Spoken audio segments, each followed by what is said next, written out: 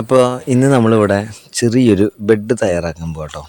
Bed തയ്യാറാക്കുന്ന ചെറിയൊരു വാരം മാടാൻ പോകുന്ന ഒരു റൗണ്ട് ഷേപ്പിൽ നമ്മുടെ കയ്യിൽ കുറച്ച് കൂർക്കത്തണ്ട് നമുക്ക് അപ്രതീക്ഷിതമായി നമുക്ക് ലഭിച്ചിട്ടുണ്ട് കേട്ടോ. അപ്പോൾ നമ്മളത് കുറച്ച് വളർത്തിക്കൊണ്ട് വന്നു.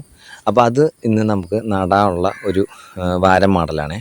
അപ്പോൾ ആദ്യം തന്നെ നമ്മൾ ഈ പുല്ല് എല്ലാം ചെത്തി വൃത്തിയാക്കി അതിനുശേഷം മണ്ണ് ഈ സൈഡിൽ നിന്നും ഇതുപോലെ കിളച്ച് നേരെ നമ്മൾ ചെത്തി കൂട്ടിയ പുല്ലിൻ്റെ മുകളിലേക്ക് മണ്ണിട്ട് മൂടുകയാണ് ചെയ്യണേ. നമ്മൾ ഇതുപോലെ വാരം മാടുമ്പോൾ ഒരു കാര്യം പ്രത്യേകം ശ്രദ്ധിക്കണം.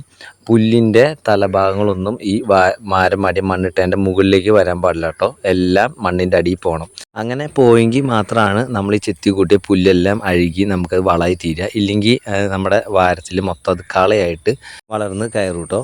അങ്ങനെ ഫൈനലി നമ്മുടെ വാരെല്ലാം നമ്മൾ മാടി സെറ്റാക്കിയിട്ടുണ്ട്. ഇനിയിപ്പോൾ ഞാൻ പറഞ്ഞ കൂർക്കയുടെ തല ഇതാണ് കേട്ടോ. നമ്മൾ ഈ ഒരു ചട്ടിയിൽ നമ്മൾ നട്ടേക്കുന്നത് പ്ലമ്മാണ്.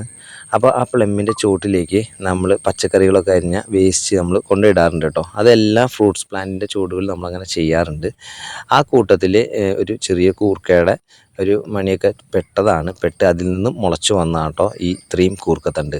അപ്പം നമ്മൾ ഈ കൂർക്കത്തണ്ടുകളെല്ലാം അതിൽ നിന്ന് കട്ട് ചെയ്തെടുത്ത ശേഷം അതിലെ കളകളെല്ലാം നീക്കം ചെയ്ത് പ്ലമ്മിൻ്റെ ചെടി നമ്മൾ സെറ്റാക്കി അത് വയ്ക്കേണ്ട സ്ഥലത്ത് നമ്മൾ കറക്റ്റാക്കി കൊണ്ടുവന്ന് വെച്ച് റെഡി ആക്കിയിട്ടുണ്ട് കേട്ടോ. ഇനിയിപ്പോൾ നമ്മുടെ പരിപാടി എന്താണെന്ന് വെച്ച് കഴിഞ്ഞാൽ ഈ കൂർക്ക തലകളെല്ലാം നമ്മൾ മുറിക്കണം കേട്ടോ. അപ്പോൾ അത്യാവശ്യം വലിപ്പമുള്ള തലകളാണ് നമുക്ക് കിട്ടിയത്. അതെല്ലാം 2 തണ്ടാക്കണം.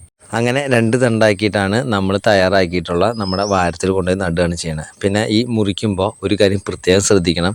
കൂർക്കയുടെ കടത്തലയും തലഭാഗവും മാറിപ്പോരുത് കേട്ടോ. മാറിപ്പോകാതെ കറക്റ്റ് കടഭാഗം അങ്ങനെ വെച്ച് തന്നെ വേണം നമുക്ക് നടാൻ കേട്ടോ. അങ്ങനെ കൂർക്കത്തലകളെല്ലാം നമ്മളിതുപോലെ ചെറിയ പീസുകളാക്കി നമ്മൾ ഒടിച്ചെടുത്തിട്ടുണ്ട്. ഇനി നേരെ നമ്മൾ തയ്യാറാക്കിയ നമ്മുടെ വാരത്തിലേക്ക് ഒരു കുഴിയിൽ 2 തണ്ട് വീതം പ്രകാരം നമ്മളിത് ഇതുപോലെ നമ്മൾ നട്ട് കൊടുക്കുക കേട്ടോ.